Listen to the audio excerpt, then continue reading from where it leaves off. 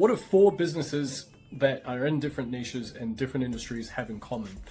Welcome to the channel, welcome to the video guys. My name is Gardiner and today I'm going to be talking about the 4 businesses that I operate with my wife and what we have learned from operating those 4 businesses and what you can take away from that if you are an online business owner of any kind. Now, before I dive into that, welcome to the channel. My name is Gardiner. I got started in online marketing in 2011, and what I talk about here is really just me documenting the last 14 plus years I've been online, hopefully cutting through some of the crap that's out there and helping you guys out with your online business. Nothing fancy in terms of editing, so if you can look past that, you'll probably get a bit of value out of this. Feel free to hit the subscribe button if you want to stay up to date with everything I'm putting out, and I always love any engagement, so comments, likes, all that type of stuff, feel free to hit those in the comment section below. Always appreciate it. Thank you very much. Now, all that aside, like I say, we operate 4 businesses at the time of recording, and it is broken up of an Etsy store, soon to be moving a lot of that over to sort of Shopify or maybe WooCommerce. BigCommerce, haven't quite landed on that just yet, but we operate a Etsy store that is the bulk of our revenue at the time of recording. Does anywhere from sort of 40 to 80,000 per month, which is really cool. This is all in Australian dollars, by the way, and yes, it is revenue. Round about half is both Etsy fees and ad spend as well. And so that's the main thing that we concentrate on at the moment. That was my wife's baby, and I helped her out with getting that set up and creating the offers and creating the products and the design, all that type of stuff as well, which is really cool. So that's number one. We also operate an Amazon business selling planners. That is, again, my wife's baby, and with that one, it's basically selling physical planners on Amazon. It's a really unique business model, something that her and I haven't had a really huge amount of experience in previously. I've done a bit of e-commerce stuff, in fact dating right back to 1996. My mother actually set up an e-commerce store in New Zealand. She ran that for 24 years. I worked with her numerous times on various projects, on copywriting, on marketing generally, on strategy and all that type of stuff. Plus then ended up having my own e-commerce stores in 2014 and 15, and before I went bankrupt. So that was another story for another time. But anyway, point being is I've had some experience with the e-commerce game, but it's really fascinating because I guess with digital products, and I'll get into the other couple of businesses in a moment, but with the other products, digital, you build a brand, personal brand, and you connect with your audience. And when you're connecting with your audience, it's really easy if you have information that can help them out to then solve those problems. And so oftentimes I will go from ideation to iteration of my first product or an offer, and that can take within an hour. Quite literally, I've had offers I've put out there which are all templated stuff that I had done previously. I just put that out to my audience and then started selling stuff within 23 minutes. Like, I can go from, oh yeah, that might work, to bang, let's test it out really quickly, and it is amazing. Likewise with even Etsy and the Google Sheets, all that type of stuff, there's a bit of a lead-in time with doing launches. Obviously, we're a very small team. I don't take care of much of that side of the business in terms of the daily operations, but have significant input in terms of the offer and all that type of stuff as well. Let's get rid of that caller, piss off. Don't call me, you bastards. I don't know if you guys have this, but if I get calls these days, I get a little notification that says probably spam. So I'm like, screw you then. I don't need to answer that. Thank you very much. So it's quite a relief actually, because you know, if the phone magically tells you that your spammer is calling, then you don't answer it, right? Anyway, so sorry, moving on. So yeah, basically it's a really different business model. And so like I say, I've had some experience when it comes to e-commerce, but not like this. A lot of the time when I was helping my mother, for example, it was a product that she started creating herself, and then she was selling it from her home originally, and then eventually outsourced all that stuff as well. But again, the lead-in time from ideation, creation, packaging, selling, relatively straightforward, not a huge investment up front for that. And this one was a little bit different. Basically, we were on a cruise last year, went to Japan for a month, which was absolutely amazing. And as part of that, we started looking at our businesses, and at the time I was doing a lot of coaching stuff. I've been involved in the online marketing coaching game for a very long time as well, have hundreds of students in that game, and I kind of got to this point where I got sick of chasing my tail when it came to client acquisition. Number one, I kind of got burnt out with humanity, generally speaking. Number two, And basically at that time, we had just started growing the Etsy side of things. So the income between the businesses was sort of balancing out a little bit. And that was cool. It was taking a lot of pressure off one side of the business to then focus on the other, which was really cool. And at that stage, we basically said, look, we have a vulnerability, okay? So having Etsy is great, but the vulnerability is that we can't sell a store on Etsy, like it's against their terms and conditions, which fucking blows my mind, but whatever. They're a bit backwards in terms of, I guess, what you can and can't do with the store. So in a perfect world, we would outsource the customer service, but you can't have a separate login, and so therefore that person has to, or they would basically log in via the one master account, which would be fine if you could give them roles within that, but you can't. They have access to everything. They can look at the financials, they can change stuff, change bank accounts, all that type of stuff. So it is a significant risk with that, and it means that from a leveraged business point, yeah, it makes good money, but it's not going to be ideal forever, basically, right? So we started looking at ways that we can mitigate that risk, and that's when we come across Amazon, and my wife went in search of a few different things, and then went down the paper trail, and then with her design background, she was able to then develop some pretty cool products, and that's now, you know, ticking things off. The problem is, though, there was a huge capital investment up front. And I say huge, it's not huge in the grand scheme of things, but it's a really funny business model in the sense that you fork out a bit of cash, you design a product, you test the product, you get samples, you send samples away, blah, blah, all this type of stuff. And that lead-in time, it took from May when she started doing this stuff right up until I think the product was ready by December. And that was considered working very quickly, which kind of blows my mind as well. So got it in December, and then by January was able to start officially selling, and then it did I think 550 units in January, right? So it's pretty good. That works out to be about $18,000 to $20,000 Australian. The problem again is that it drip feeds. There's about a 60-day lag time, and so every 2 weeks they will pay out a little bit. So again, you're really behind the mark when it comes to cash flow for that business model. So those are two things on my side. I've got a newsletter. It's got 12,000 subscribers on that in the personal finance niche, and I basically take care of that. It's a weekly newsletter. I sell sponsorship space in that. I sell affiliate products. I sell digital products, including some of my wife's stuff, as well as her planners and all that type of stuff as well. So that's really cool. I've also got my own personal brand, and that part of it is where I do coaching, although not really pushing any coaching whatsoever at the moment. I sell digital products, workshops. I've got a publication that I sell on a monthly basis as well. It's called the Monetization Monthly Memo, showing folks how to monetize their audience in a nice readable monthly publication. So I've got that. So those are kind of the business models that we've all got at the moment. Now, why am I telling you all this stuff? Why is this something that is important for you to know? Nothing about, you know, me just like, oh yes, and I've got another, oh, and I've done another thing here. What it is to tell you guys is that it's really fascinating now that I've sort of been across a few different things, and I used to run a digital agency running Facebook ads for small business, and seeing how some of those businesses perform and what they specialize in, things like that. I started to learn that business isn't as complex as we make it out.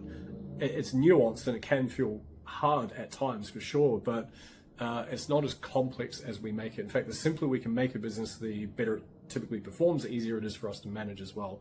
So, to give you an example, one of the reasons why my wife's Etsy store, why we've been able to develop it in the way that we have, is, and the success that it's now seen, which is pretty cool, is because of a number of reasons, but mainly because what we did is we looked at what was out there.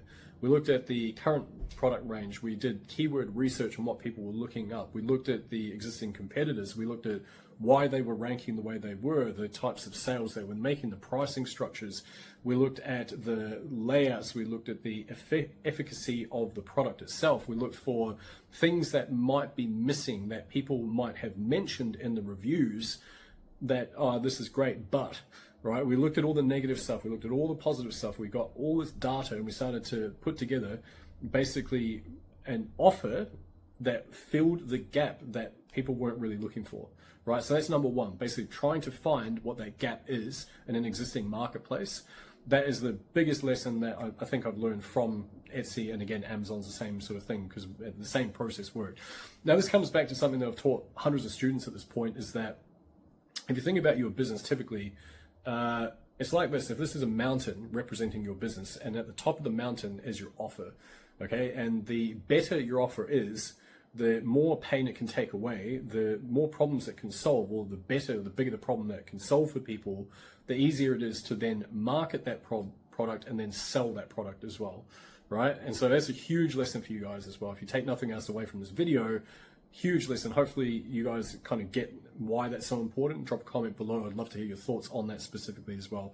So that's the main thing, right? And then what happens is we started to look for those gaps, but then it's not just the gaps. It's like, well, how are the aesthetics looking?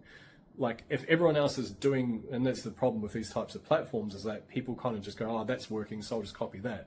And they can't think creatively. Like it blows my mind. And I found this when I started coaching, is that, you know, I'd say, I'll model something and people just go copy. And it's like, look, you know, yeah, that can work as well. And I'm sure we have modeled very closely ourselves and other times, but like try to think creatively about how you can form some point of difference. You know, what's your USP, unique selling proposition? How can you frame that in such a way that it is different, right? Otherwise you just fall into the sea of sameness. And so that was another thing, like get the offer so it solves that problem, but how can it be different? How can it alleviate that pain in a new and unique way? And how can you brand it as such that it doesn't look exactly the same as all your competitors, right? So that was another big thing. And then also just doing other random little things like the offer creation process in terms of the write-up itself. How can you structure that in a way that clearly looks to highlight those issues that people are experiencing and shows very efficiently that it solves those issues that people were experiencing? And so that's how it's been able to grow massively in such a short space of time. Same with the Amazon stuff as well, right? So again, it's about finding what is obvious and it's in front of you, but it is not obvious and not in front of you because it's a gap. And so you're looking for something that isn't there. So it's easy to look at what is there and go, okay, this is what people are searching for. But then it's very hard to then go and research, well, what is missing from what they're searching for. And again, we can all do it. It's not that super complex. It's basically going through things like reviews, going through existing products, going through keyword research, looking for all these things, and then thinking about what the gaps are in these products and how can you resolve those gaps in the market with a particular product, and how can you aesthetically build that product such that it is appeasing to your ideal target market as well, and how can you market it on that basis, basically. And so that was a big lesson, is that it doesn't matter what industry you go into, if the offer itself, if the product itself doesn't look to alleviate a pain, if it doesn't look to take away something that people are experiencing, like a pain or whatever, then it's going to be very hard to sell. And if, like I say, you sit your offer at the top of the mountain, everything else rolls off the side of that, and it makes life so much easier. Now, coming back to some of my own stuff, like the newsletter, for example, we've got 12,000 subscribers, like I mentioned. Great open rates, and this blows my mind because I'm in the MMO space where open rates for email is typically rather low, but we're getting up to 58% open rates, which is just blows my mind. Completely different niche. We're writing in a completely different style. I'm like having to use my copywriting brain to write in a completely different way, which is really, really fascinating as well. I'm enjoying that process. But it's the same thing, right? Like the offer to get people on there, and we're getting anywhere between 40 and, call it like kind of on a busy day, we might get 120 new organic subscribers to that. And that is because we have a great offer, right? We're looking at something that wasn't there. We're like, cool, how can we create something that's really, really badass, that even if people don't buy our stuff, that they want to opt in for it anyway. And they would want that information. They want the ongoing information that we can provide through this newsletter, right? So that in itself, again, it comes back to the offer creation. And that's been just, like I say, just an incredibly powerful lesson, is that, and I always knew like having an offer was, you know, something that was so important for your business, but I think it's just been a great reminder going through this process recently. And it is something that I've taught students to, you know, to basically create a better offer, and you will make easier sales, right, if it alleviates that pain. So that's a big lesson. Basically, it's just that, think about what you can offer in a way that is unique. And even if the uniqueness isn't like completely unique. It's just unique to you and your own frameworks, and maybe you've just found a simpler way of doing something, or you've found like a slightly more efficient way of doing things that will serve you incredibly well. And one of the things I'm a massive fan of in any marketing as well, and this is something that I've hammered home. I feel like I've said this message thousands of times by this stage, is you can't beat the fundamentals, right? Like, you can't use a tactic to beat the fundamentals, and the fundamentals of this game are really simple. Actually, they're not simple, but they're smaller by comparison, I'll put it that way. So what I mean is, the fundamentals being, when you learn how to sell something, when you learn how to market something, when you learn offer creation, when you learn how to brand things in a way that is unique, these are things, and I guess the psychology of buyer behavior, things like that, as well as I put other things in there like communication style and copywriting is another big one, things like that. Once you learn these things, and even if you're not great at every aspect of it, but you have a surface level understanding of those things, and you can start to see not just necessarily what is selling, but why it's selling and why it is resolving a problem and why it seems to be popping off, then you're like, okay, cool, now you can see the game ever so slightly different, and you're starting to look beyond what the marketing right in front of you is, and you're like, oh, well, this is probably why it sells. Cool, I like that.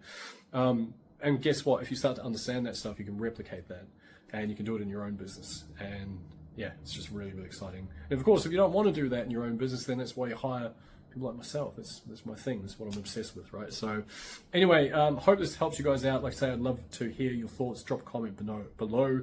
Let me know. Yeah, go and study the greats. Learn offer creation, learn sales, learn marketing. Don't shy away from selling. Like, it is absolutely everywhere as well. Like, the more people try to, like, oh, I don't want to be salesy, the further they're running from their own goals, especially if they are financial. Like, you need to learn how to sell some stuff, right? So that's it. Sales, marketing, offer creation, branding, buyer psychology, copywriting. Those are the fundamentals. Go and learn as much as you possibly can about them, and you'll see a very, very, very healthy business online as a result. Anyway, guys, my name's Jamie. Appreciate you tuning in. Like I say, love any commentary or likes. And that being said, you guys have an awesome day. I'll catch you in the next one. Cheers.